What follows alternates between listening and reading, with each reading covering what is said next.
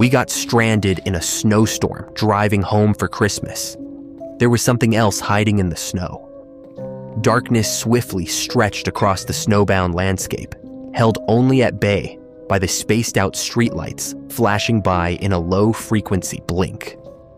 I sat in the front passenger seat, my eyes glued lazily to the window as I barely held onto my waking thoughts in a mix of monotony and comfortable boredom. In the cup holder sat a long, since-cold cup of coffee. My dad had bought a few towns over in a foolish attempt at staying alert.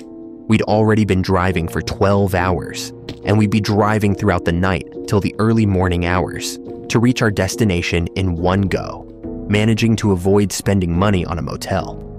My dad was stubborn like that, only willing to cash out on services he deemed necessary.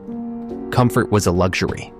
Had it still been warm outside, he'd have insisted on sleeping in the car, knowing fully well that he'd wake up to an aching back. Arguing this point to him would, of course, have been a futile task. I turned in my seat, momentarily dozing off.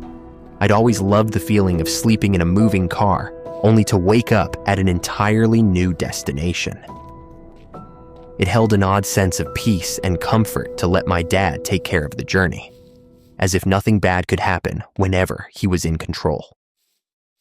I listened to the whirring sounds of the engine and the radio faintly playing a segment of the mystery show, Unheard, recounting the story of the Baikonur missing cosmonauts of 1993. A mild bump in the road then shook me awake, signaling that we'd made it past the city to once again drive across endless country roads, through fields and forests. The street lamps that had illuminated the path ahead were gone, leaving us with nothing but our car's high beams to lead the way. The farmers' fields were quickly replaced by dense forests on each side of the road, glistening snow covering each branch, glittering in the dark night. A small makeshift parking bay appeared a little way up ahead. My dad pulled into it, putting the car in park as he announced that he needed to take a leak, an urge I shared after driving nonstop for the past 7 hours since our last stop.